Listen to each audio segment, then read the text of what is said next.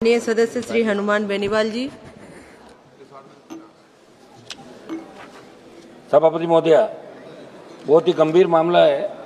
मंत्री जी का ध्यान, विदेश मंत्री जी नहीं सर, विदेश मंत्री जी का ध्यान अत्यंत गंभीर मानवीय और संवेदनशील विषय की ओर आकृष्ट करना चाहता हूँ।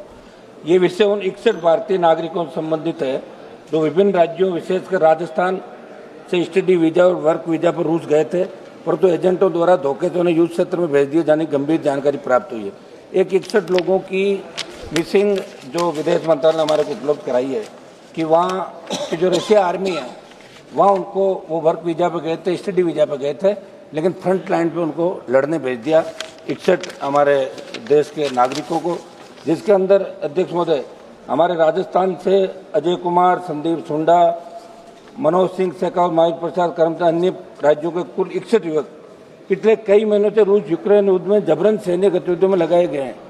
3 से 4 महीनों से उनका अपने परिवार से कोई संपर्क नहीं हुआ। परिजनों की स्थिति अत्यंत नाजुक है। कई माता पिता अस्पताल में, मानसिक तनाव और भय की स्थिति चरम पर है। सभापति महोदय, मंत्री जी से हमने कई बार आग्रह किया। इन परिवारों ने 3 नवंबर और 1 दिसंबर को दिल्ली स्थित जंतर मंतर पर धरना देकर अपनी पीड़ा और चिंता सरकार तक पहुंचाई है। इस विषय की सूचना मेरे द्वारा भी विदेश मंत्री जी को 2 बार दी जा चुकी है। वर्तमान में आवश्यक है कि इन भारतीयों की सुरक्षा सुनिश्चित की जाए और रूस सरकार से तत्काल वार्ता कर इन्हें युद्ध क्षेत्र से सुरक्षित बाहर निकालकर स्वदेश वापसी की ठोस पहल की जाए। एजेंटों द्वारा युवाओं को नौकरी और सामान्य कार्य का झांसा देकर फ्रंट लाइन पर भेजा जाना अत्यंत गंभीर आपराधिक कृत्य है, जिस पर भी त्वरित कार्रवाई की आवश्यकता है।